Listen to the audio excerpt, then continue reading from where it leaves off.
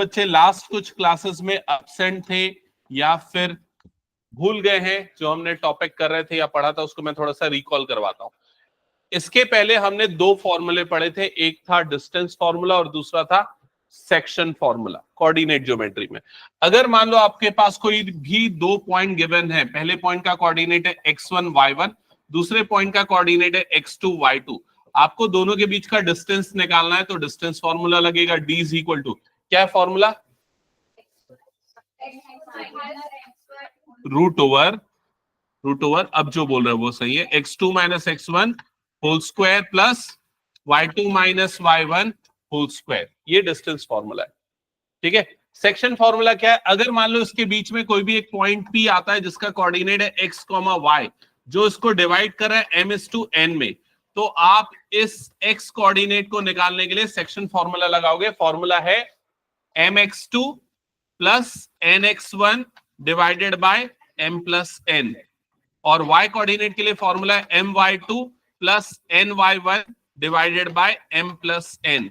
तो इन फॉर्मूले को बोलते हैं सेक्शन फॉर्मूला। ठीक है, इसी में एक स्पेशल केस है, अगर मान लो ये बीच में आता है पॉइंट, तो किस रेशियो में डिवाइड करेगा, 1:1, तो वहां पर कौन सा फॉर्मूला लगेगा, मिड पॉइंट फॉर्मूला। और x कोऑर्डिनेट कैसे निकलेगा, x1 प्लस x2 बाय 2, और y कोऑर्डिनेट निकलेगा y1 प्लस y2 बाय 2 से। तो ये इस चैप्टर की समरी है, ये फॉर्मूले जो आपको ध्यान में रखना है। स्टार्ट करें अब क्वेश्चन। ओके, ऑनलाइन में कौन ज्वाइन किया एक बार नाम बताना।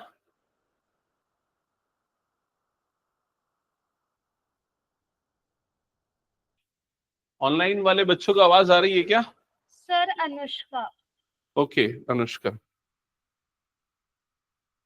हाँ तो स्टार्ट करते हैं इस क्वेश्चन के साथ। तो सामने जो आपको क्वेश्चन दिख रहा है इसमें लिखा है find the coordinates of a point A, find the coordinates of a point A where A B is diameter of circle whose center is this and B is this। पहले मुझे डायग्राम बना के दिखाओ, इसका डायग्राम कैसा बन रहा है और क्या फाइंड आउट करना। हाँ दिखाओ, हाँ ठीक है चल। कौन सा फॉर्मूला लगेगा, क्लियर है शिवांश, कौन सा फॉर्मूला लगेगा, क्लियर? डायमीटर का मिड पॉइंट क्या होता है, डायमीटर क्या होता है पता है? उसको पेरीमीटर बोलते हैं, सरकमफेरेंस बोलते हैं। डायमीटर किसको बोलते हैं? डायमीटर रेडियस का डबल होता है, ये सबसे बड़ा कॉर्ड होता है डायमीटर। ठीक है, इधर पे देखो, इधर मान लो अगर ये सर्कल है तो इसका जो लॉन्गेस्ट कॉर्ड होगा उसको बोलेंगे डायमीटर, ये होता है डायमीटर। क्लियर हो गया ये चीज? डायमीटर का जो मिड पॉइंट होता है, डायमीटर का मिड पॉइंट, उसको हम क्या बोलते हैं, सेंटर। मिड पॉइंट को सेंटर बोलते हैं, उसका हाफ रेडियस होता है। डन यहां तक? ओके, अब यहां पर इसके डायमीटर को मार्क कर लेते हैं हम ए बी। इसके डायमीटर को हमने मार्क कर लिया ए बी। अब ये बताओ मुझे और क्या गिवन है इस क्वेश्चन में? सेंटर का कोऑर्डिनेट मतलब O का कोऑर्डिनेट, और ये गिवन है 2,-3, और पॉइंट B का कोऑर्डिनेट ये गिवन है 1,4। डन, यहां तक हो गया सबका? ठीक है, अब इस क्वेश्चन में बोल रहा है कि पॉइंट A का कोऑर्डिनेट क्या होगा, तो पॉइंट A के कोऑर्डिनेट को x1 y1 अज्यूम कर लो। डन, अब यहां पर कौन सा फॉर्मूला अप्लाई करेंगे हम, सेक्शन, मिड पॉइंट, डिस्टेंस, कौन सा लगेगा? मिड पॉइंट फॉर्मूला, क्योंकि हमें पता है O जो है इसका मिड पॉइंट होगा। डन, अब मिड पॉइंट फॉर्मूला अप्लाई करो। मिड पॉइंट फॉर्मूला होता है x1 plus x2 by 2 that is equals to x। तो यहां पर x1 की जगह पे तो x1 ही आएगा, x2 की जगह पे क्या आ जाएगा, 1, ये x2 की जगह पे 1, और x की वैल्यू हम क्या पुट करेंगे, 2। पुट करो जल्दी से इसमें, ये हो गया x1 प्लस x2 के प्लेस पे 1 आया, बाय 2 इज इक्वल्स टू 2। समझ में आया ये चीज? वैल्यू निकालो x1 की, क्या आएगी?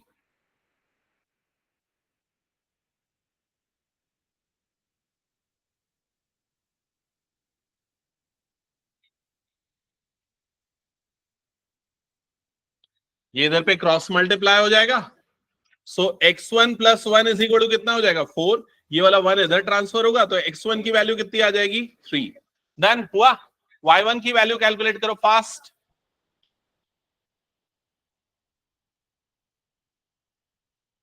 Same mid point formula apply करो, y1 की वैल्यू फाइंड आउट करो।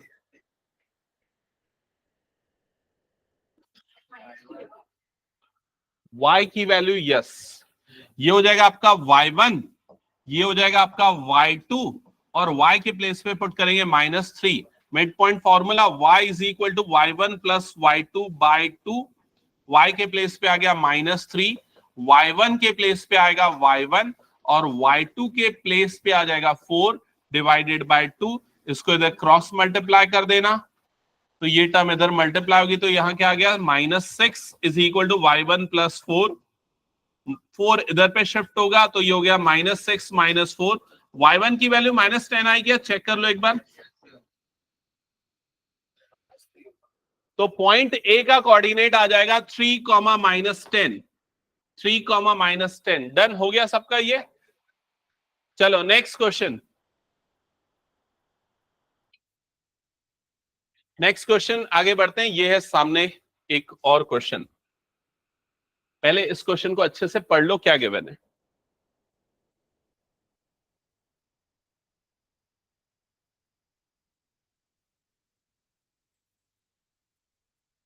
और एक रफ में डायग्राम बना के बताओ क्या क्या चीजें गिवन है, लिख के दिखाओ चलो जल्दी से।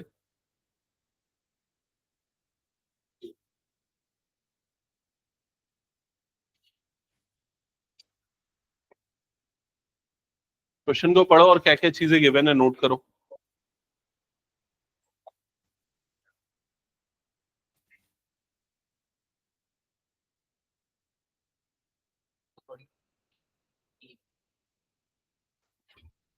If A and B are this and this respectively, तो आपको दो पॉइंट्स A और B के कोऑर्डिनेट्स गिवन है, ये चीज क्लियर हो गई।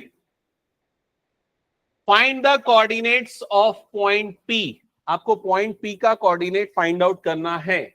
और क्या गिवन है, AP is equal to 3/7 AB, where P lies on the line segment AB। ये वाली लाइन का मतलब समझ में आया कि नहीं। P कहां पर लाई कर रहा है, लाइन सेगमेंट AB में। तो सबसे पहले एक लाइन सेगमेंट AB बना लो, एक लाइन सेगमेंट AB ड्रॉ कर लो। मान लेते हैं ये हो गया वो लाइन सेगमेंट AB। यहां पर ये वाला वर्टेक्स हो गया A, ये वाला वर्टेक्स हो गया B। डन। अब यहां पर बीच में एक पॉइंट ले लेते हैं P, बीच में एक पॉइंट ले लेते हैं P। डन, यहां तक हो गया। और A और B के कोऑर्डिनेट्स गिवन है, उनको भी मार्क कर देते हैं। A का कोऑर्डिनेट हो गया -2, -2। B का कोऑर्डिनेट हो गया 2, -4। डन। और क्या चीज गिवन है, क्वेश्चन को पढ़ के एक बार बताओ।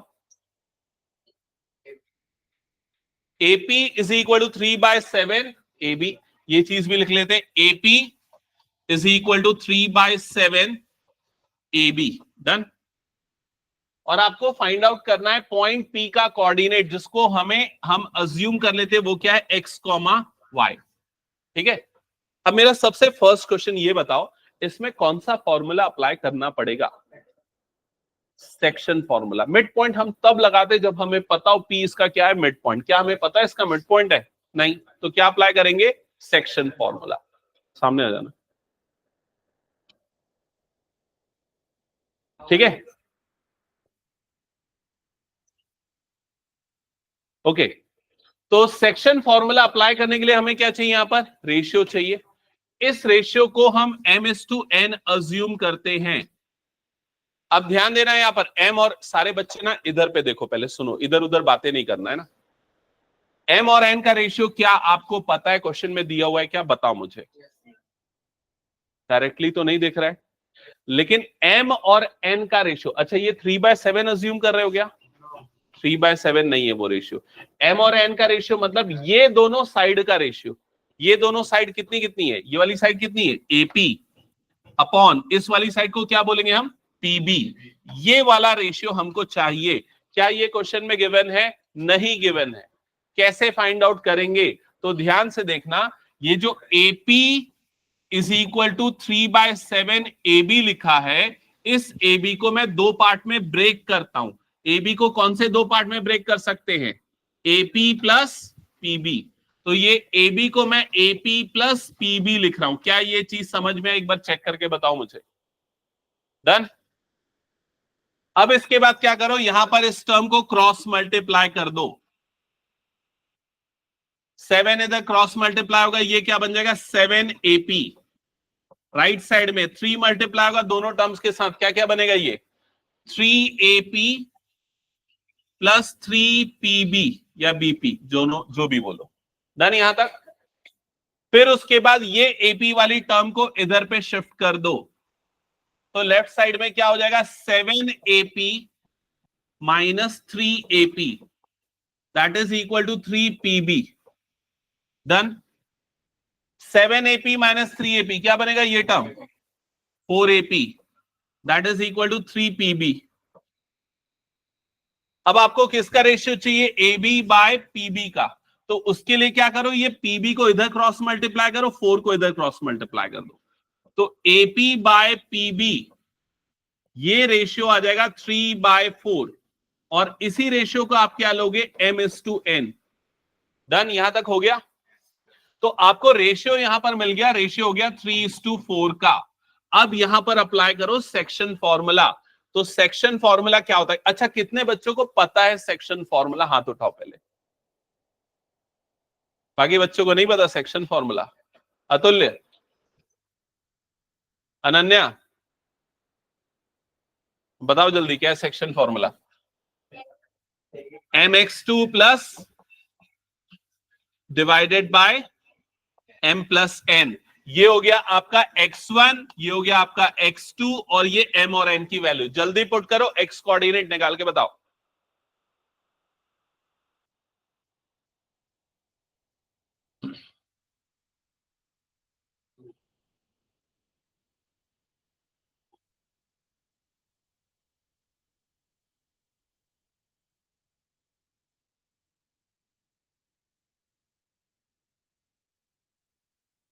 आया किसी का वैल्यू?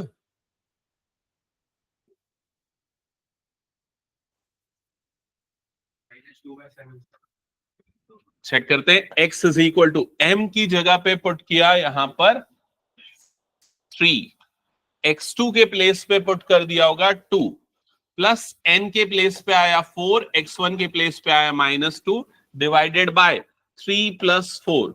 तो x इज इक्वल टू ये कितना आ रहा है 6 माइनस 8 डिवाइडेड बाय 7, तो वैल्यू आ रही है -2/7। चेक करो ये आया क्या। y कोऑर्डिनेट निकालो सेम फॉर्मूला अप्लाई करके, आ गया y कोऑर्डिनेट भी। y कोऑर्डिनेट के लिए भी same formula, y is equal to my2 plus ny1 divided by m plus n। So y is equal to my2, m की जगह पे आ गया 3, y2 के प्लेस पे क्या आएगा -4, प्लस n के प्लेस पे आ गया 4, y1 के प्लेस पे आएगा -2 divided by m plus n, so 3 plus 4, so right hand side में हो जाएगा -12 -8/7। सो फाइनली कितना आ रहा है ये -20/7। तो पॉइंट P का कोऑर्डिनेट मिल गया हमको, क्या आया आंसर -2/7 एंड -20/7। क्या ये हो गया सभी का, बताओ मुझे जल्दी। हटा दो फिर इस क्वेश्चन को। चलो नेक्स्ट क्वेश्चन, नेक्स्ट क्वेश्चन जल्दी सॉल्व करो।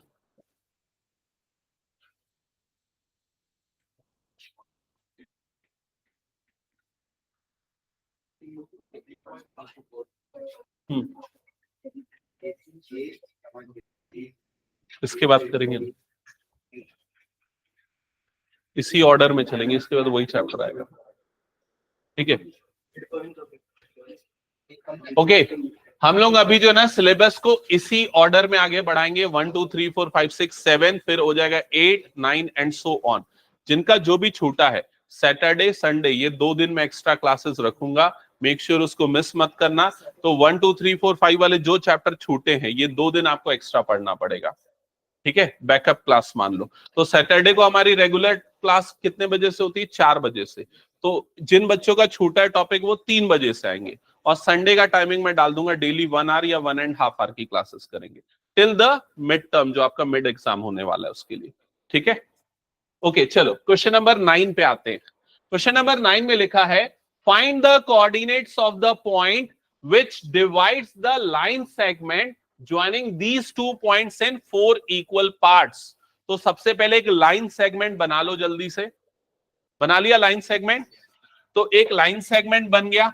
अब इस लाइन सेगमेंट के एंड पॉइंट्स आपको दिए हुए हैं, उसके कोऑर्डिनेट्स दिए हुए हैं, वो है -2, और दूसरा एंड पॉइंट का कोऑर्डिनेट है 2, 8।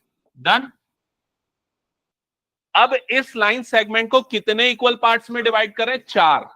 4 इक्वल पार्ट्स में डिवाइड करने के लिए कितने पॉइंट्स की जरूरत पड़ेगी? 3। क्लियर हो गया? तो यहां पर मैंने एक पॉइंट ले लिया P, ये वाला पॉइंट ले लिया Q, और ये वाला पॉइंट ले लिया R। ठीक है, मेरी बात ध्यान से समझना, शॉर्टकट तरीके से बताऊंगा इसको सॉल्व करने का तरीका।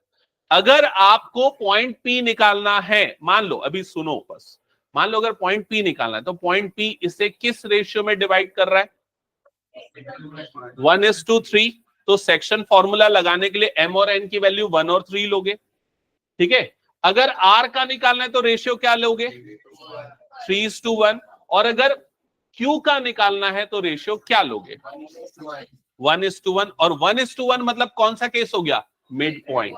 तो आप Q निकालने के लिए कौन सा तरीका लगा दोगे? Mid point. मिड पॉइंट क्या डायरेक्टली लगा सकते हो क्या? देखो बिना लिखे देख के बस, क्या होता है फॉर्मूला मिड पॉइंट का? अरे मिड पॉइंट बोल रहा हूं भाई, x1 प्लस x2/2। तो x1 प्लस x2/2 देख के बताओ कितना होगा? -2 प्लस 2/2। ये क्या हो जाएगा? उसका x कोऑर्डिनेट। y कोऑर्डिनेट क्या होगा? बोलो जल्दी। 2 प्लस 8/2, y1 प्लस y2/2। समझ में आ रहा है क्या सबको ये? हाँ बताओ, x कोऑर्डिनेट क्या आएगा इसका? 0। x कोऑर्डिनेट 0 और y कोऑर्डिनेट कितना आएगा? 5, 0,5। डन। अब पहले q क्यों निकाला, इसके पीछे का लॉजिक समझना।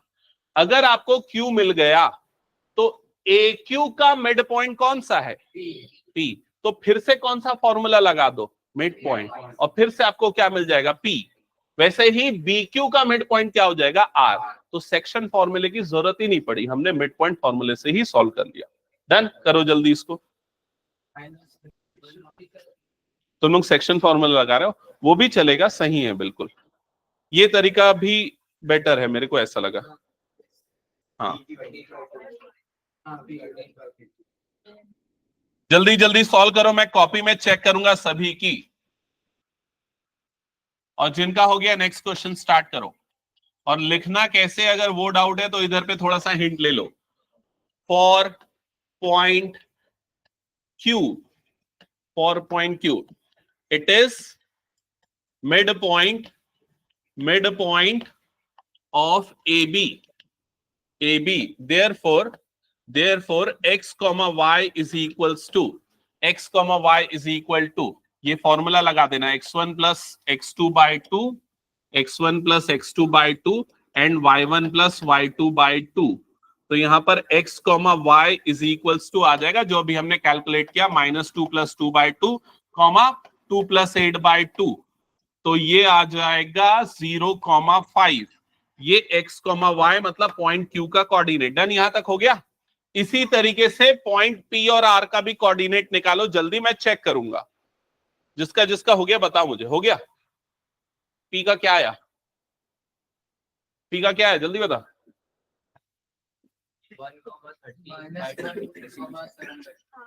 -1,7/2 करेक्ट। और R का? करेक्ट। Next question. और बाकी जिनका बच्चा है नेक्स्ट क्वेश्चन करो जल्दी। हाँ मौली समझ में आया कि यहां तक? फिर उसके बाद मैंने ये बोला कि अगर तुमने Q का निकाल लिया ना, तो AQ का जो मिड पॉइंट है वो क्या होगा? P। समझ में आ गया? तो यहां पर फिर से यही वाला फॉर्मूला लगाओ, x1 प्लस x2/2। अब तुम्हारा x1 क्या हो गया? -2, x2 कितना हो गया? 0। ठीक है। अगर किसी को इसके बाद कुछ पूछना है, डाउट है, तो इधर पे देख लो। दोबारा से पॉइंट P के लिए मिड पॉइंट फॉर्मूला लगाना, मिड पॉइंट फॉर्मूला। तो ये हो गया x1, ये हो गया x2, x1 plus x2 by 2, x1 plus x2 by 2 और y1 plus y2 by 2, y1 plus y2 by 2 मतलब 5 प्लस 2 बाई 2। अनुषा समझ में आ रहा है? जिससे पॉइंट P का कोऑर्डिनेट निकल जाएगा, फिर उसके सिमिलर वे में BQ में भी लगाओ। हाँ, कौन सा वाला? Q का समझ में आया क्या? हाँ, Q AB का मिड पॉइंट है तो कैसे उसका कोऑर्डिनेट निकला ये समझ में आ गया। x1 plus x2 by 2, y1 plus y2 by 2 से। अब ये जो Q और A है उसका मिड पॉइंट क्या होगा? P, क्योंकि ये 4 इक्वल पार्ट में डिवाइड हो रहा है ना, मतलब ये दोनों इक्वल होंगे, इसका मतलब P जो है वो AQ का मिड पॉइंट होगा। तो इसमें भी वही फॉर्मूला लगा दे, x1 प्लस x2। अब x1 तेरा क्या हो जाएगा? 0, x2 क्या हो जाएगा? -2, तो 0 प्लस -2 बाई 2। देखो मिड पॉइंट फॉर्मूला अब हम किस में लगा रहे हैं? A और Q में लगा रहे हैं, तो इसको x1 ले लेंगे और इसको क्या ले लेंगे? x2 ले लेंगे। क्या चीज? उससे कोई फर्क नहीं पड़ता, इसको x1 इसको x2 लो या उल्टा लो, उससे आंसर में कोई फर्क नहीं पड़ेगा। समझ में आया? अगर तुम ऐसा लेना चाह रही हो रिद्धि, तुम्हारा डाउट ये है कि इसको अगर x1 ले, इसको अगर x2 ले, तो आंसर में कोई फर्क नहीं पड़ेगा। ठीक है? हाँ, तो और किसी का कोई डाउट इस क्वेश्चन में?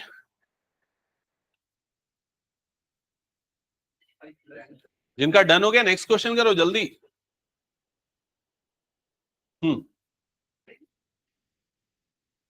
अब मेरा भी पूरा इतना फैला हुआ बुक नहीं पता, ये है।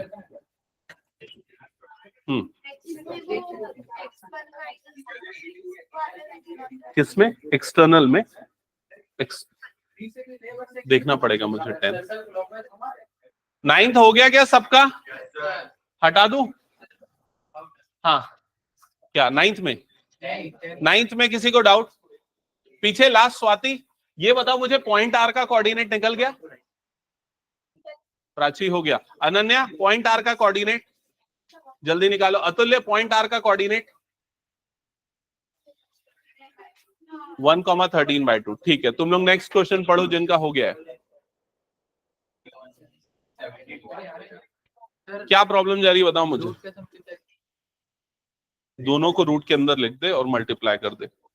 हाँ, आर निकालना है तेरे को, तो आर किसका मिड पॉइंट है देख ले, Q और B का।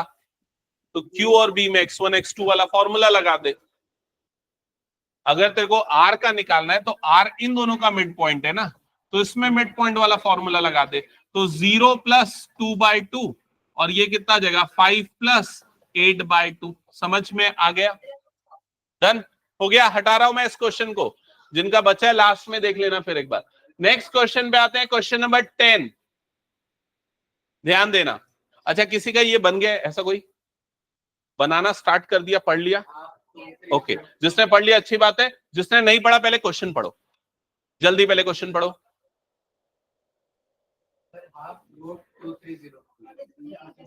चेक कर ले बुक से answer. Find the area of rhombus with vertices. Rhombus क्या होता है? एक पैरेललोग्राम का ही टाइप होता है जिसमें सारे साइड्स क्या होते हैं? इक्वल। तो पहले रोम्बस बनाओ अपनी नोटबुक पे। Rhombus, it is a parallelogram in which all sides are equal. Done हो गया? ओके, इसके वर्टाइसेस मार्क करो, ABCD। ए का कोऑर्डिनेट 3,0, बी का कोऑर्डिनेट 4,5, सी का कोऑर्डिनेट -1,4 एंड डी का कोऑर्डिनेट -2, -1। डन हो गया सबका यहां तक? हाँ, कुछ डाउट? इधर पे ध्यान दो थोड़ा सा, जो डाउट होगा मैं आऊंगा पूछना तब। रोम्बस बना लिया, फिगर ड्रॉ कर लिया, वर्टाइसेस मार्क कर लिए। क्या फाइंड करना है इस क्वेश्चन में? एरिया ऑफ रोम्बस का फॉर्मूला हिंट में दिया हुआ है, देख लो इधर पे। 1/2 into product of diagonals. Diagonals क्या होता है पता है ना? यहां पर इसका डायगोनल कौन कौन से हैं? AC और BD। एक डायगोनल हो गया AC और दूसरा डायगोनल कौन सा हो गया? BD। तो AC की लेंथ निकालने के लिए कौन सा फॉर्मूला अप्लाई करोगे? क्या नाम है फॉर्मूले का? Distance formula. क्या है distance formula? Root over x2 minus x1 का whole square plus y2 minus y1 का होल स्क्वायर। सारे बच्चे साथ में सॉल्व करते जाना। AC is equal to root over ये हो गया हमारा x1 y1। इसको अज्यूम कर लेते हैं कि ये है x1 y1 और ये हो गया x2 y2। अप्लाई करो फॉर्मूला, तो रूट ओवर अंडर ब्रैकेट, बताओ क्या आएगा ब्रैकेट के अंदर में? x2 minus x1, x2 minus x1 मतलब क्या होगा? ये -1 -3 और यहां पर आ जाएगा whole square plus y2 minus y1 4 minus 0, यह आ जाएगा 4 माइनस 0 होल स्क्वायर। डन हो गया यहां तक।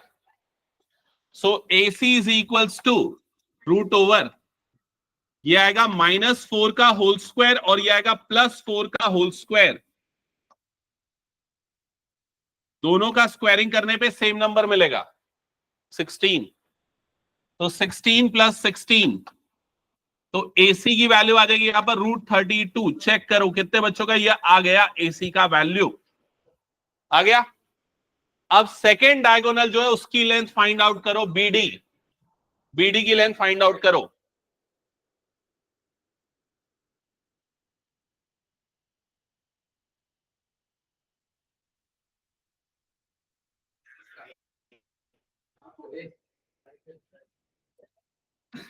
BD की लेंथ फाइंड आउट करने के लिए again same formula, root over x2 minus x1 whole square.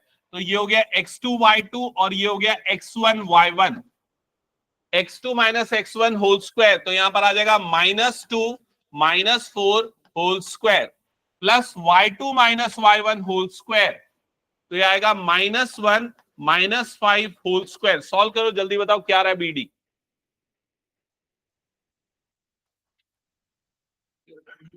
-6 का स्क्वायर प्लस -6 का स्क्वायर, सो रूट ओवर 6 का स्क्वायर 36 प्लस 36, तो ये आ जाएगा √36, ओ सॉरी √72।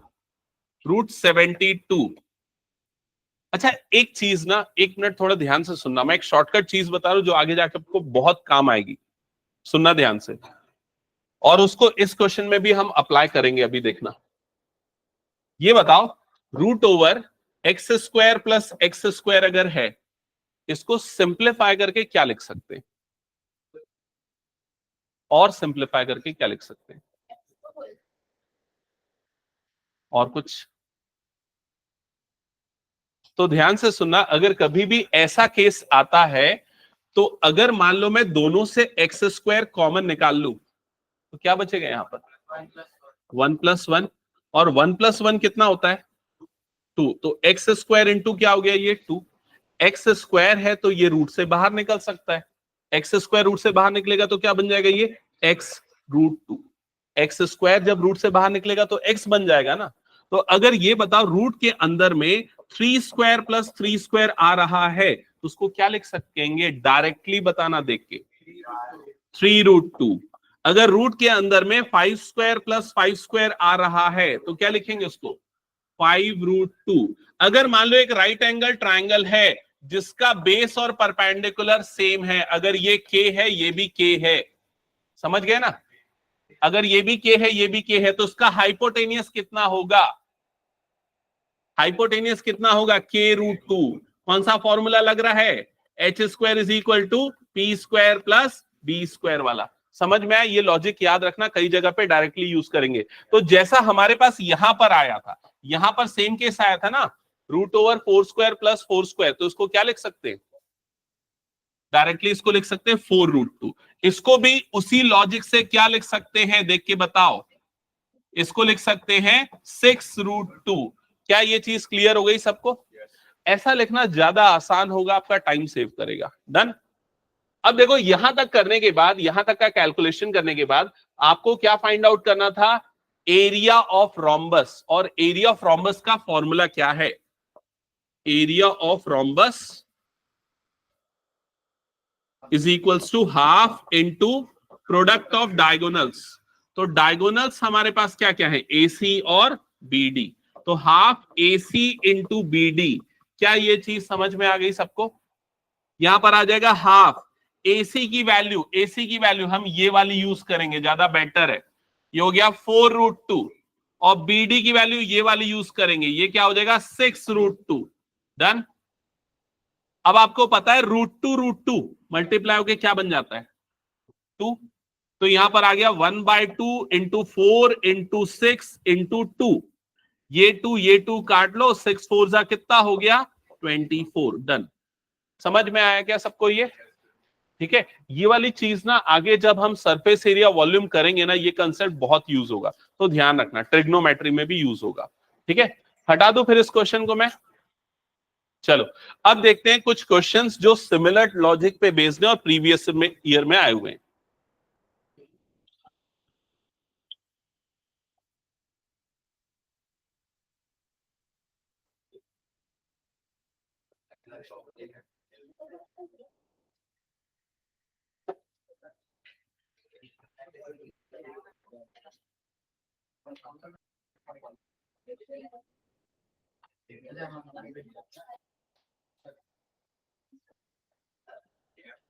देखो इस चैप्टर से ना यूजुअली एक क्वेश्चन पक्का आता है, वो है case study based question.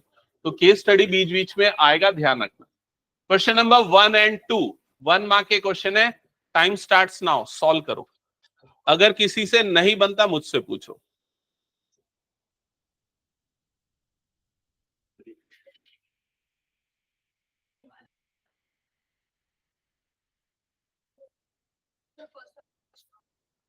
In what ratio does the x-axis divides the line segment joining the point this and this? Yes, वहां लगेगा सेक्शन फॉर्मूला।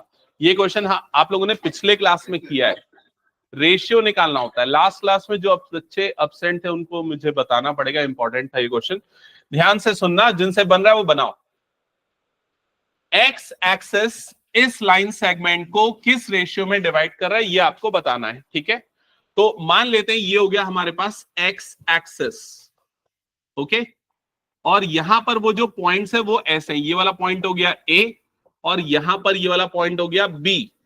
ए का कोऑर्डिनेट कितना गिवन है? 3,6।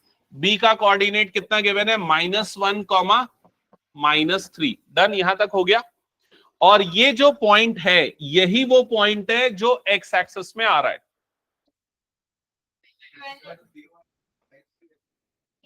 ओके, -12,3। ठीक है। डन।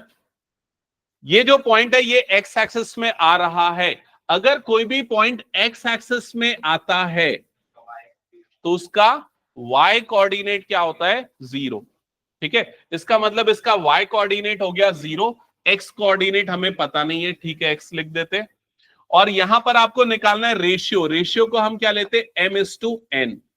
और इस रेशियो को निकालने का तरीका क्या है? इसको हम क्या अज्यूम कर लेंगे? k/1। ध्यान रखना, ध्यान से सुनना, m/n के रेशियो को हम k/1 अज्यूम करेंगे। और जो भी k की वैल्यू आएगी वही इसका क्या हो जाएगा? आंसर। ठीक है। अब यहां पर सेक्शन फॉर्मूला किसका लगाएंगे? x का कि y का? y का, क्योंकि हमें इस पॉइंट का कौन सा कोऑर्डिनेट पता है? y coordinate. तो y का सेक्शन फॉर्मूला लिखो, ये होता है my2 plus ny1 divided bye m+n।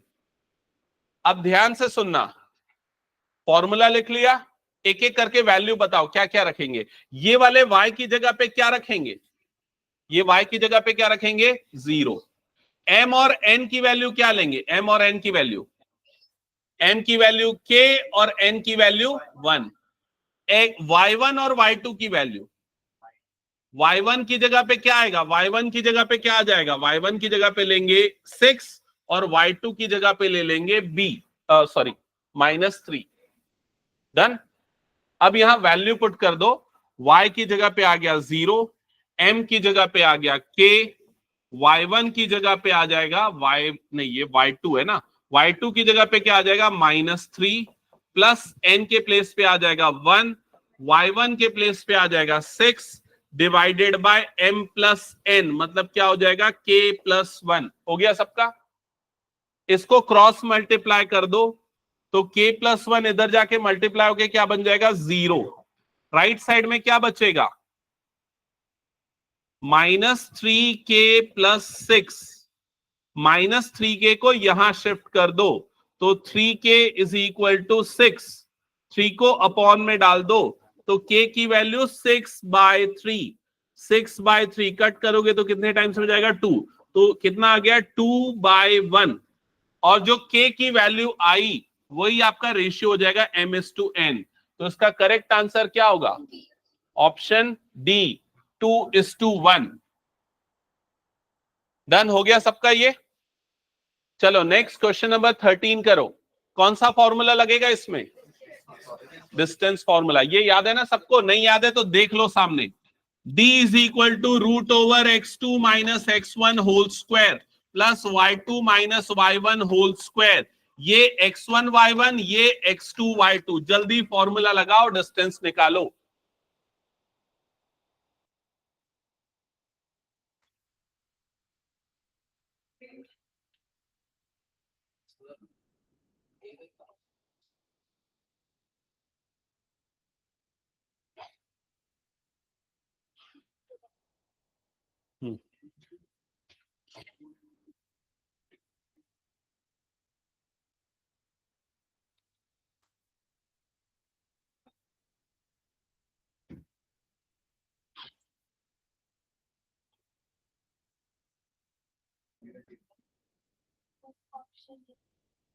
Option A. और किसी का ए आ रहा है?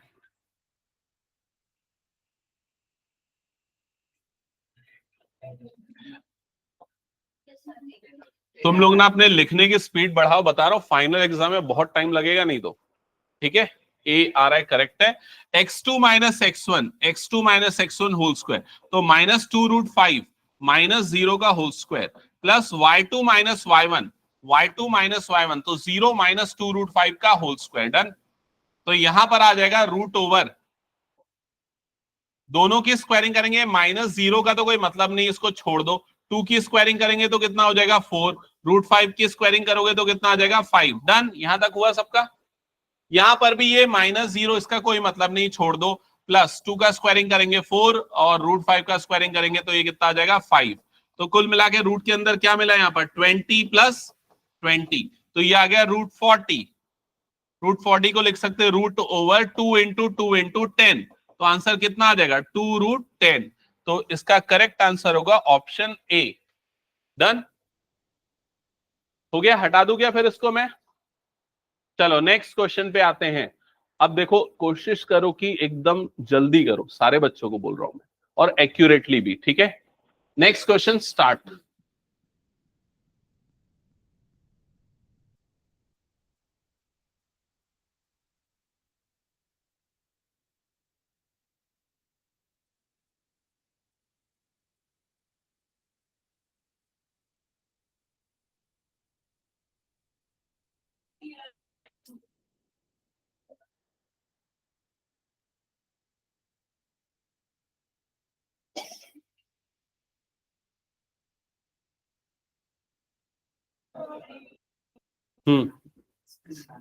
क्वेश्चन समझ में नहीं आया?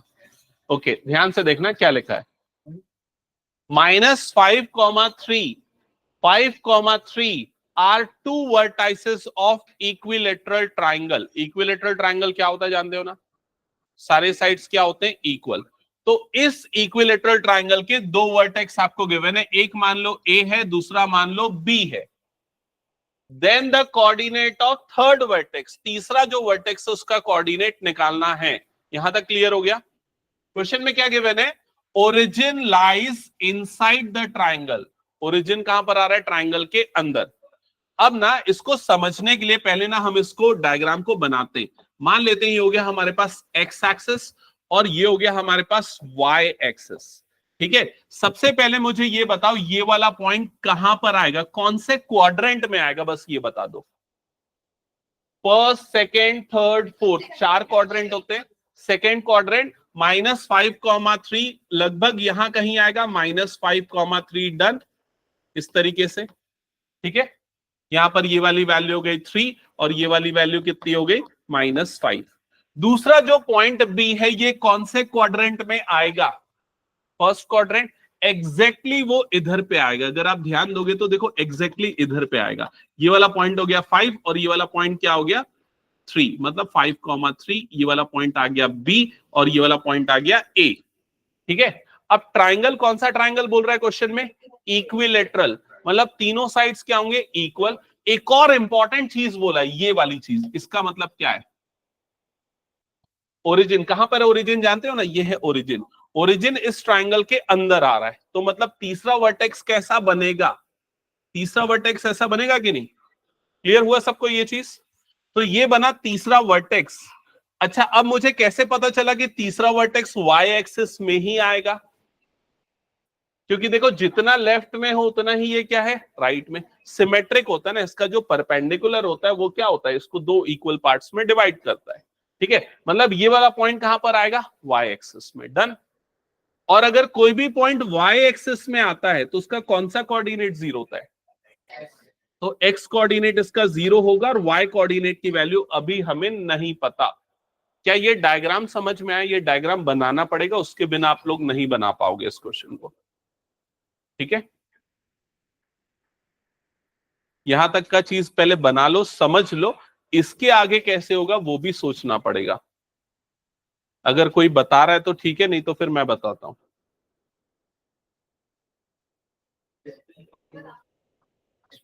ओके, और थोड़ा इजियर कर सकते हैं हम उसको।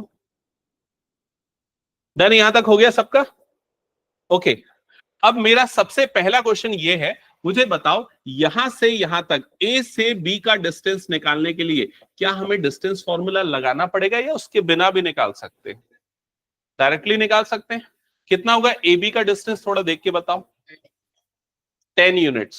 क्या ये सबको समझ में है 10 क्यों हुआ, 5 यूनिट इधर पे 5 यूनिट इधर पे, तो टोटल लेंथ कितनी हो जाएगी 10। देखो यहाँ कोऑर्डिनेट +5 है, इधर पे कोऑर्डिनेट -5 है, एक्स कोऑर्डिनेट की बात कर रहा हूं। तो ए से बी तक का डिस्टेंस कितना हो गया यहाँ पर 10 यूनिट्स। अब ये इक्विलेटरल ट्राइंगल है, मतलब ये वाला डिस्टेंस, ये डिस्टेंस भी कितना आएगा 10 यूनिट्स। क्या ये क्लियर हो गया सबको, ठीक है। और इधर पे थोड़ा और ध्यान देना, सुनना, यहां पर अगर मान लो ये वाला छोटा सा पार्ट में लेता हूं या ये छोटा सा ट्राइंगल लेता हूं, इस छोटे से ट्राइंगल को मैं थोड़ा अलग से बना रहा हूं। ये कौन सा ट्राइंगल है बताओ तो मुझे, राइट एंगल ट्राइंगल होगा ना।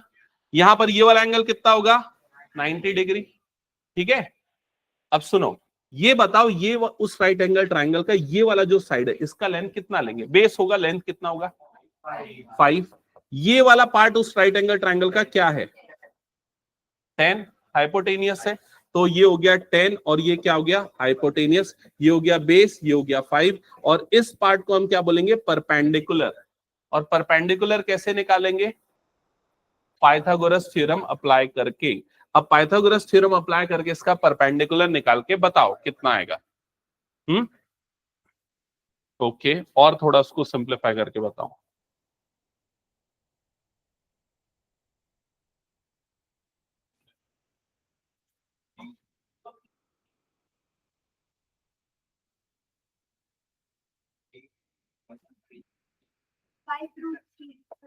Good, H square is equal to P square plus B square. H की जगह पे 10 का स्क्वायर, पी की जगह पे पी स्क्वायर रहने देते, बी बेस की जगह पे 5 का स्क्वायर। डन, यहां तक किया सबने। 10 का स्क्वायर हो गया 100, that is equal to P square plus 25। Done, यहां तक हुआ। 25 इधर पे जाएगा, 100 माइनस 25 कितना होगा 75। So 75 is equal to P square. Done, P की वैल्यू कितनी आएगी √75। √75 को और क्या लिख सकते हैं, फैक्टराइज करो, प्राइम फैक्टराइजेशन करो। 5 × 5 × 3, एक 5 का पेयर बाहर निकला तो पी की वैल्यू कितनी आ जाएगी 5√3। डन, यहां तक हुआ क्या सबका, बताओ जल्दी मुझे। ठीक है, अब क्वेश्चन में आपको √3 की वैल्यू गिवन है, कितनी गिवन है 1.7 पुट करो और अब बताओ परपेंडिकुलर कितना आएगा। 5 इंटू 1.7, 17 5 जा 85, 85 और यहां पर पॉइंट लग जाएगा एक डिजिट के बाद, मतलब 8.5। डन। ये जो 8.5 निकला, ये कहां से कहां तक का डिस्टेंस है, समझाओ मुझे। मेन फिगर में, ये बड़े वाले फिगर में 8.5 कौन सा डिस्टेंस है?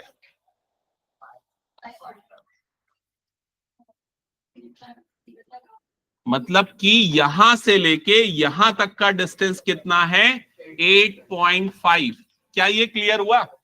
अब अभी भी एकदम कॉमन सेंस वाला क्वेश्चन पूछूंगा, ध्यान से बताना मुझे।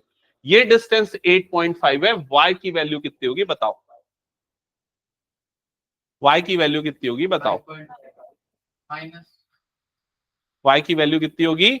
-5.5। कैसे पता चला? देखो भाई, टोटल लेंथ 8.5 है, लेकिन हमें ये वाला कोऑर्डिनेट, y कोऑर्डिनेट अगर चाहिए तो हम कहां से डिस्टेंस निकालेंगे? ओरिजिन से कितना नीचे है, तो ओरिजिन से ऊपर कितना था ये वाला पॉइंट? 3 यूनिट था, यहां से यहां तक कितना था? 3।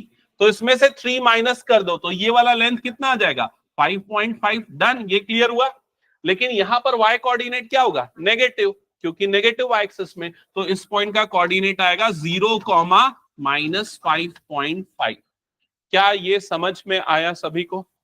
ठीक है, तो हर बार ऐसा मत सोचो कि स्ट्रेट फॉरवर्ड क्वेश्चन आएगा, ऐसे घुमा फिरा के क्वेश्चन आएंगे बोर्ड्स में।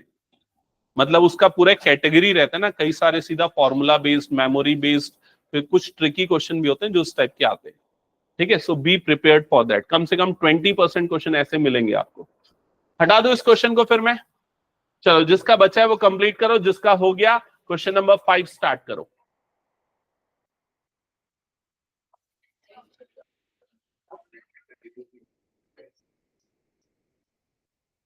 ये एमसीक्यू है, सॉल्यूशन दिखाने की कोई जरूरत नहीं होती, तो मैं आपको सजेस्ट करूंगा ग्राफ बना के इसको रफ में कर लो, आराम से बता दोगे आंसर। हाँ, एक रफ में ग्राफ बना लो, फटाफट आंसर पता चल जाएगा। इन तीनों पॉइंट को बताओ कहां कहां पर आ रहा है, फिर देख लो रेक्टेंगल कैसा बनेगा।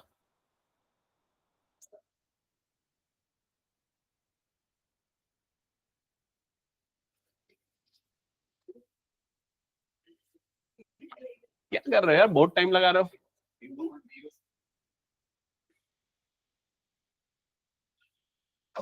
ये हो गया एक्स एक्सेस, ये हो गया वाई एक्सेस, ये वाला पॉइंट है बी जिसका कोऑर्डिनेट है 0, 0। कहां पर आएगा? 0, 0, यहां पर बी। डन। ये वाला पॉइंट है सी, कोऑर्डिनेट क्या है? 3,0। कहां आएगा 3,0 बताओ? ऊपर नीचे? क्वाड्रेंट में नहीं आएगा, एक्सिस में आएगा। कौन से एक्सिस में आएगा? X axis. देखो ये एक्स एक्सिस में आएगा 3,0। वाई कोऑर्डिनेट 0, मतलब एक्स एक्सिस में। रिद्धि क्लियर? ठीक है, ये वाला पॉइंट है 0,4। कहां पर आएगा? Y axis. तो ये वाला पॉइंट, ये सी हो गया, ये डी हो गया। डी का कोऑर्डिनेट आ गया 0,4। डन। ठीक है, अब हमको बनाना है रेक्टेंगल। भाई 3 साइड दी हुई, चौथी साइड कैसे बनाओगे रेक्टेंगल की? एक इधर पे, एक इधर पे। समझ में आएगी नहीं ये चीज? तो ये वाले पॉइंट का कोऑर्डिनेट क्या होगा? एक्स कोऑर्डिनेट क्या होगा? एक्स कोऑर्डिनेट क्या होगा? 3। वाई कोऑर्डिनेट क्या होगा? 4। डन। कौन सा ऑप्शन होगा? सी। क्या ये समझ में आया? हटा दूं फिर इस क्वेश्चन को मैं? चलो नेक्स्ट क्वेश्चन जल्दी से सॉल्व करो। ये दोनों क्वेश्चन सॉल्व करने, एक 1 मार्क का, एक 2 मार्क का। 3 मार्क्स की स्लाइड है, चेक करते हैं।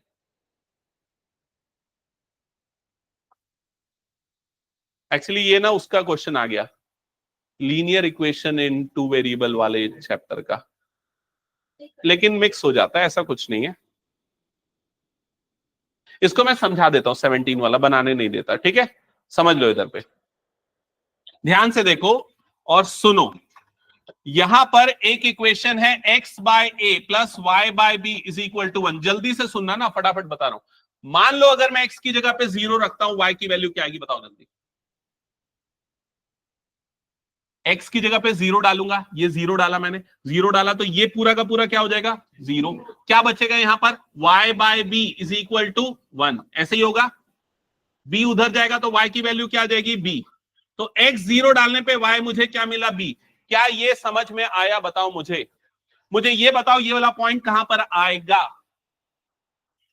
वाई एक्सिस में आएगा। वाई एक्सिस में जहां पर भी आएगा उसका कोऑर्डिनेट होगा 0,b। डन, ये चीज क्लियर सबको?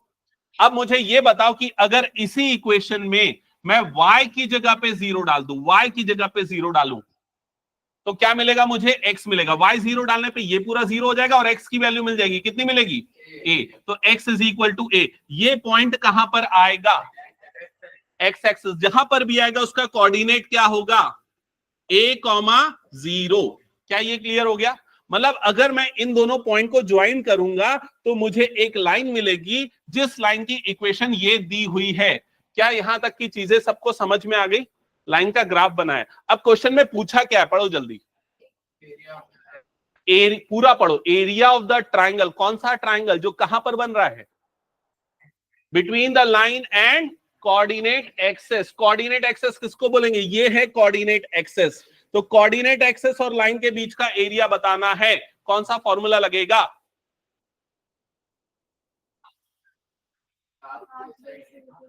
एरिया ऑफ ट्राइंगल के लिए फॉर्मूला क्या होता है? Half into base into height. तो हाफ बेस क्या लोगे? ए। हाइट क्या लोगे? बी। तो एरिया कितना आ जाएगा? Half A B. कौन सा ऑप्शन करेक्ट होगा? Option B. क्या ये क्लियर हुआ? क्यों हंस रहे हो तुम लोग इतना? डन हो गया सबका? चलो नेक्स्ट क्वेश्चन बनाओ।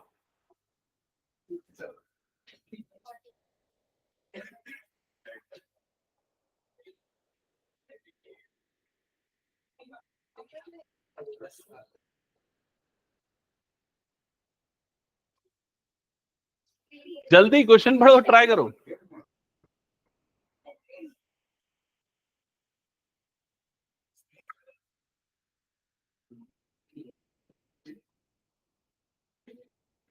क्या शो करना है, समझ में आ रहा है कि नहीं?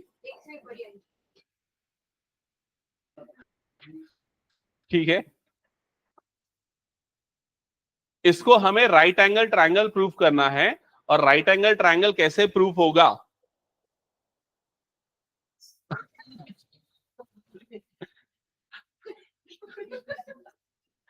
ठीक है, जो बड़ी वाली साइड है ना उसका स्क्वायर बाकी दोनों साइड के स्क्वायर के सम के इक्वल होगा, मतलब पाइथागोरस थ्योरम प्रूफ है।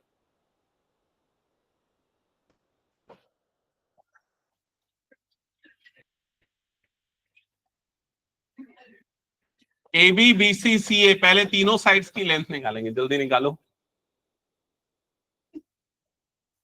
हाँ, डिस्टेंस फॉर्मूला। हाँ ऋतिक, क्लियर है ना?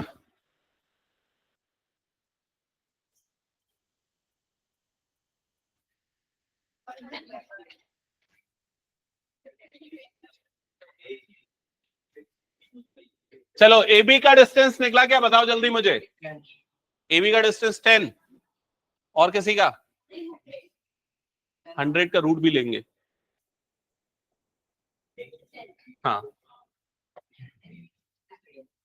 Root over x2 minus x1 whole square plus y2 minus y1 whole square. So यहां पर root over 10 square plus 0 square, so root over 100। So उसकी वैल्यू आ जाएगी 10। आ गया क्या ए बी का लेंथ सबका? हाँ, बीसी का लेंथ जल्दी कैलकुलेट करो।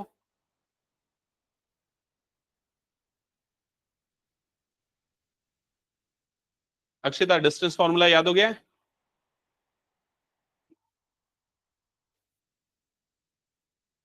√20। और किसी का?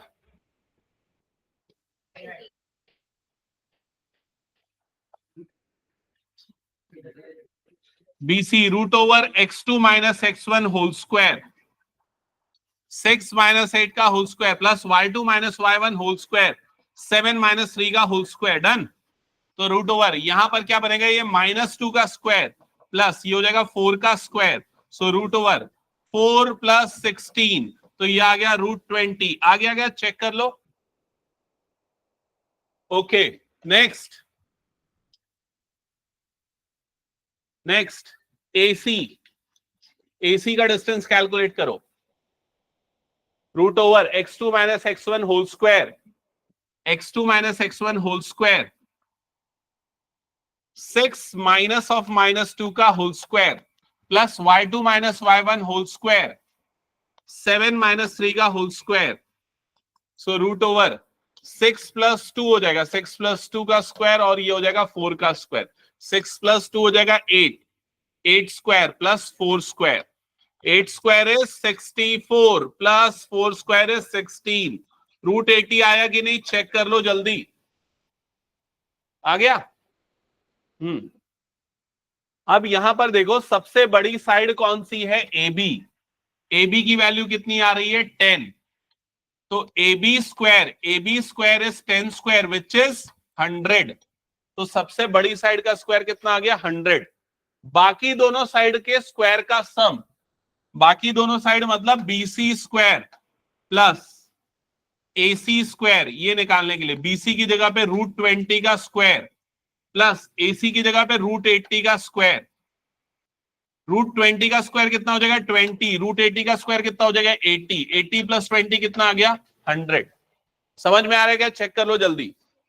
तो सबसे बड़ी साइड का स्क्वायर और बाकी बची दोनों साइड के स्क्वायर का सम इक्वल आ रहा है, और ऐसा कब होता है, पाइथागोरस थ्योरम में। और पाइथागोरस थ्योरम किस में लगता है, राइट एंगल ट्रायंगल में। इससे प्रूफ हो गया कि ये एक राइट एंगल ट्रायंगल के वर्टाइसेस हैं। समझ में आ गया। अगर मान लो नहीं आ रहा होगा तुम लोगों का एग्जाम के समय, तो क्या करोगे, छोड़ना नहीं, कुछ भी करके लिख देना, आना ही चाहिए। समझ में है कि नहीं ये चीज, हाँ ऐसे ही करना, ठीक है। हटा दूं क्या इसको फिर मैं, चलो नेक्स्ट क्वेश्चन। हाँ यही चीज जो मैं नहीं बोलना चाह रहा था तुम लोग समझ गए, ठीक है। कुछ भी करके, अगर प्रूफ दैट वाला क्वेश्चन आया तो कुछ भी करके। चलो नेक्स्ट क्वेश्चन करो, क्वेश्चन नंबर 28।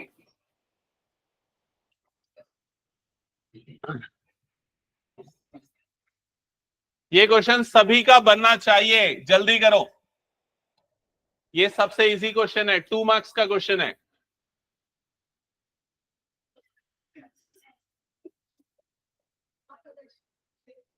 ट्वेंटी 3 मार्क्स का आता है क्या, अच्छा 3 मार्क्स का होगा, ओके।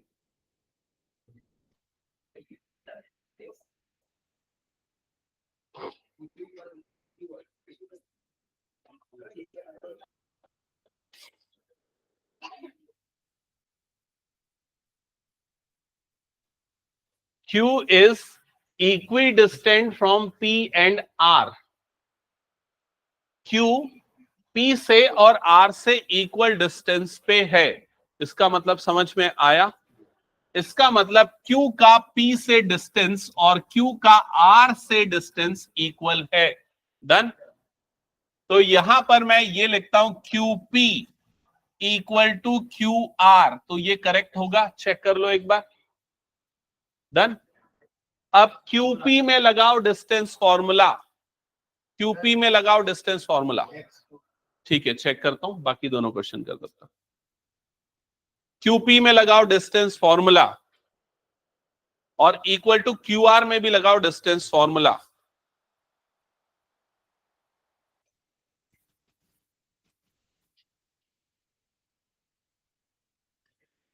आराध्या बन रहा है, कुछ डाउट तो बताओ। पहले QP ले लिया, चलेगा, कोई दिक्कत नहीं। श्रेया बन रहा है,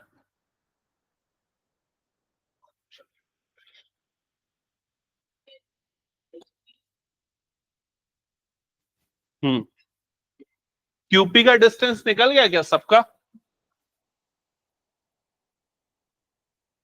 श्रेया कितना है QP का डिस्टेंस, हाँ रूट लगाना मत भूलना, हाँ जल्दी करो सॉल्व। QP हुआ, अब QR में भी लगाओ, या तो इसको अलग निकालो, इसको अलग निकालो, बाद में इक्वल कर दो तो भी चलेगा।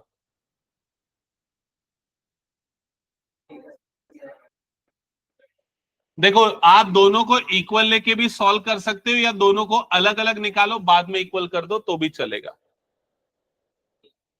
QP में अगर डिस्टेंस फॉर्मूला लगेगा तो root over x2 minus x1 का होल स्क्वायर, 5 माइनस 0 का whole square plus y2 minus y1 का होल स्क्वायर, मतलब -3 माइनस 1 का होल स्क्वायर। तो QP इज इक्वल टू आ जाएगा रूट ओवर 5 स्क्वायर प्लस -4 का होल स्क्वायर। तो QP इज इक्वल टू आ जाएगा √5 स्क्वायर इज 25 -4 का स्क्वायर कितना हो जाएगा 16। QP आएगा √41। कितने बच्चों का ये आया चेक कर लो। आ गया QP correct. Okay next QR निकालो। QR इसमें भी डिस्टेंस फॉर्मूला अप्लाई करके QR की लेंथ कैलकुलेट करो।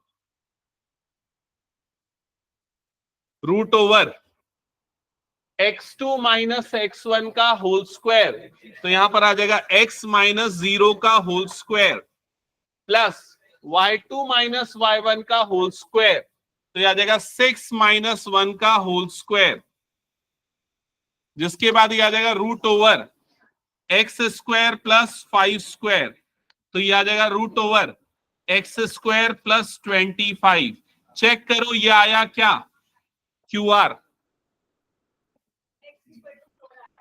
x is equal to 4। ठीक है करेक्ट है। अब इन दोनों को आपस में इक्वल कर दो, दोनों वैल्यूज को। QP is equal to QR है, तो QP की जगह पे आ गया √41, QR की जगह पे आ गया √x² प्लस 25। जिनका हो गया ना 4 और 13 करना। Next question.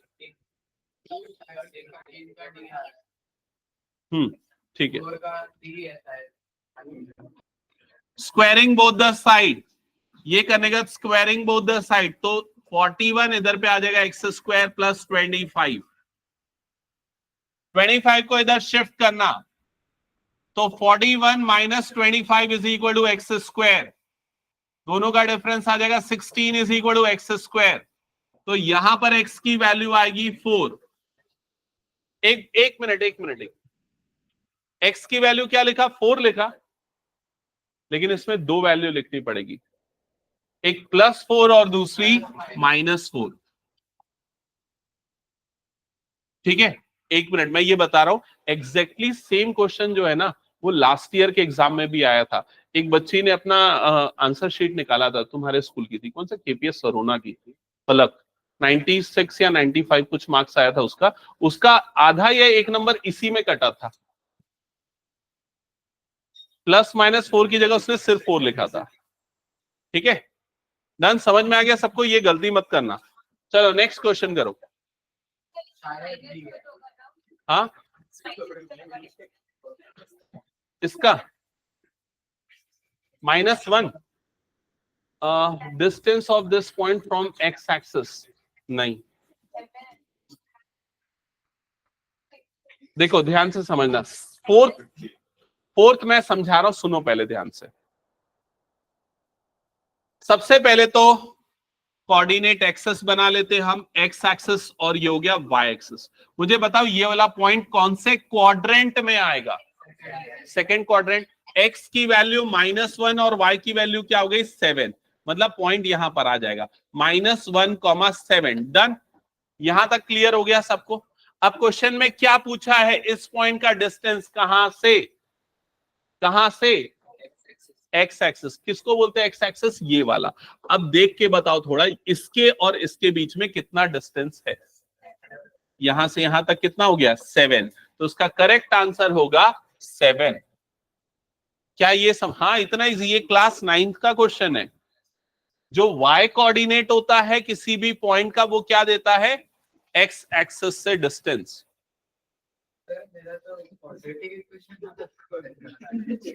नहीं करना है भाई, MCQ है, इतना छोटा सा क्वेश्चन। एक सेकेंड, एक और क्वेश्चन पूछूं क्या इसी से रिलेटेड? ध्यान से सुनो और बताना। What is the distance of this point from y axis? उसका आंसर होगा 1 यूनिट। क्योंकि डिस्टेंस को नेगेटिव लेते हैं क्या कभी हम? डिस्टेंस को हम नेगेटिव नहीं लेंगे। समझ में आए ये चीज?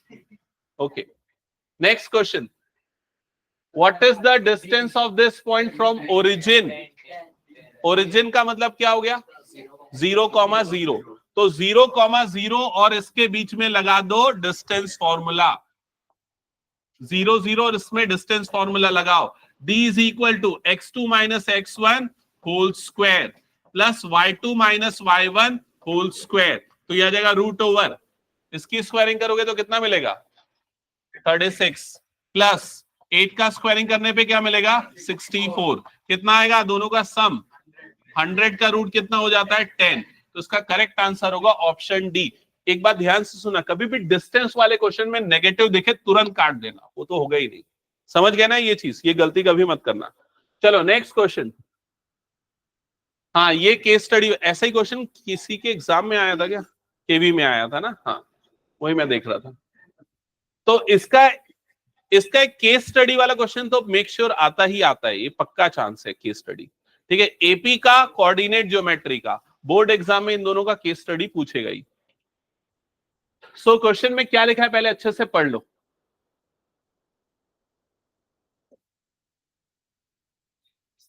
अच्छे से पढ़ना ना, पूछूंगा मैं।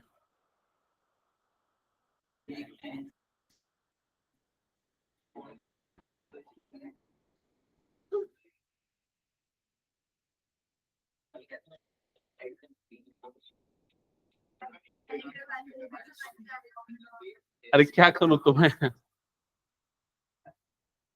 Jagdish has a field which is in the shape of right angled triangle ACQ।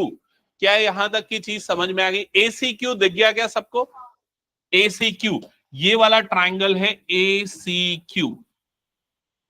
ठीक है, he wants to leave a space in the form of square PQRS। तो वो एक स्पेस छोड़ना चाह रहा है PQRS के फॉर्म में, तो ये हो गया PQRS, यहां पर वो स्पेस छोड़ रहा है। आगे लिखा है inside the field growing wheat and remaining for growing vegetables। ठीक है, तो ये जो स्पेस वो छोड़ रहा है ये किसके लिए छोड़ रहा है? To grow the wheat. यहां पर वीट के लिए ये स्पेस छोड़ रहा है। क्लियर? रिमेनिंग पार्ट में वेजिटेबल ग्रो कर रहा है। डन। अब यहां पर लिखा है based on above information answer the following question. First part में लिखा है टेकिंग ओ, कहां पर है ओ? दिख गया ओ, ये है O. Taking O as origin, coordinates of P, P का कोऑर्डिनेट गिवन है, फिगर में भी दिख रहा है। क्यू का कोऑर्डिनेट गिवन है, फिगर में भी दिख रहा है। PQRS being a square, what are the coordinates of R and S? तो R और S का कोऑर्डिनेट बताना है। R कहां पर है? दिख गया, ये हो गया R। R का और S का कोऑर्डिनेट बताना है। तो एक जो छोटा डब्बा है उसकी लेंथ कितनी है बताओ? 100। क्योंकि देखो यहां पर कितना गया है, ये 200 गया है, दो डब्बे, मतलब एक छोटे डब्बे की लेंथ कितनी हो गई? 100। तो यहां पर देखा जाए ये 100 कितने बार आ रहा है? 400। मतलब R का X कोऑर्डिनेट कितना हो गया? 200, और Y कोऑर्डिनेट कितना हो जाएगा? 400। क्या ये समझ में आ गया सभी को? अब अगर उसी तरीके से उसी लॉजिक से जाए तो P का X कोऑर्डिनेट देखो कितना है? -200। तो S का भी X कोऑर्डिनेट कितना होगा? -200। और Y कोऑर्डिनेट मतलब इसकी हाइट कितनी होगी? 400। तो इसकी हाइट हो जाएगी 400। क्या ये समझ में आया? फर्स्ट पार्ट का आंसर। सेकेंड पार्ट में क्या बोला है? What is the area of PQRS? बहुत सिंपल सा क्वेश्चन है ये, आंसर बताओ। PQRS का एरिया कितना होगा? गलत करोगे फिर भी मैं जानता हूं। लिखो, अपनी कॉपी में लिखो, बोलना कोई नहीं, अपनी कॉपी में लिखो एरिया। देखते हैं कितने % लोग गलती करते हैं। आजू बाजू वाले का मत देखना, चुप, बोलना नहीं, लिखना है कॉपी में।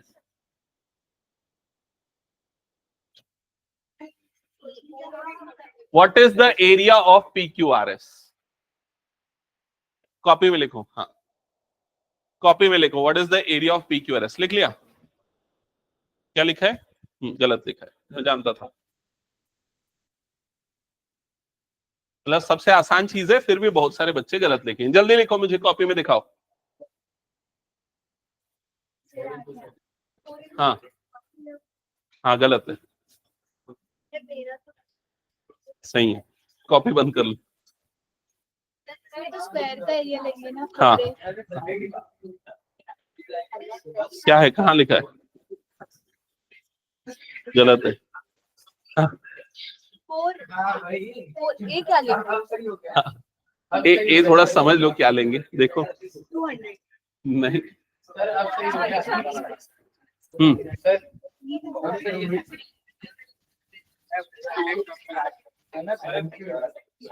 हाँ,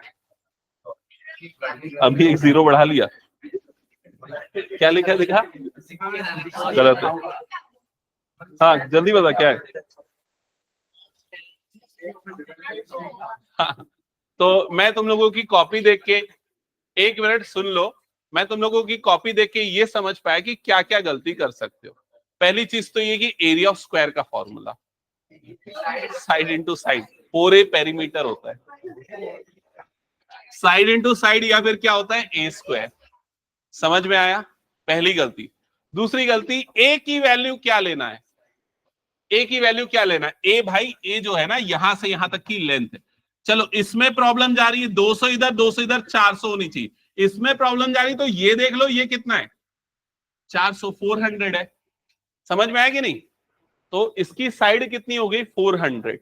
तो हाँ ठीक है, कैसे का जवाब सुन लो, यहां पर तुमने इसका y कोऑर्डिनेट कितना लिखा है 400, मतलब यहां से यहां तक की हाइट कितनी हो गई 400।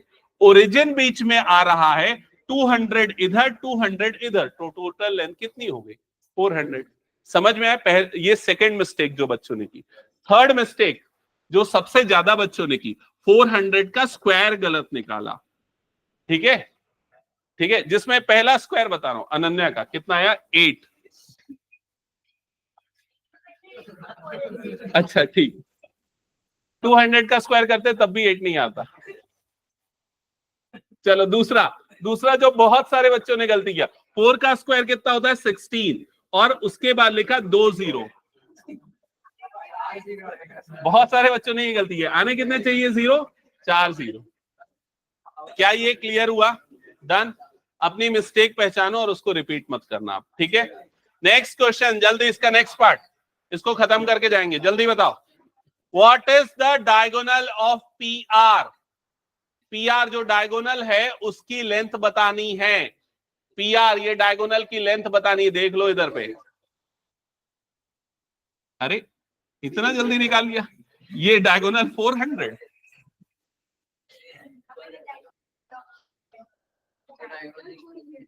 डायगोनल चाहिए मुझे, जल्दी बताओ। अरे यार कितना टाइम लगाओगे, इतना ऐसा कर रहे हो कि जैसे लग रहा है मुझे सॉल्व करना है। अच्छा ये बताओ, डायगोनल की लेंथ निकालने के लिए ये दोनों बेस और परपेंडिकुलर पता है ना कितना है, बताओ बेस और परपेंडिकुलर कितना है 400 और 400 है ना। शॉर्टकट ट्रिक मैंने क्या बताया था अभी, याद आया कि भूल गए। अगर दोनों सेम है तो हाइपोटेनियस कितना आ जाएगा 400√2।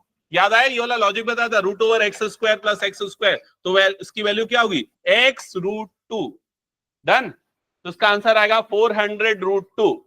नेक्स्ट लास्ट पार्ट पे आते हैं, इसमें लिखा है if s divide CA in the ratio k:1, तो s जो है वो CA को किस रेशियो में डिवाइड कर रहा है, k:1 के रेशियो में डिवाइड कर रहा है। और आपको मेरे ख्याल से s का कोऑर्डिनेट निकाल, क्या निकालना है इस क्वेश्चन में, what is the value of k, k की वैल्यू निकालनी है और a का कोऑर्डिनेट आपको गिवन है, a का कोऑर्डिनेट गिवन है, a का कोऑर्डिनेट कितना गिवन है 200, 800।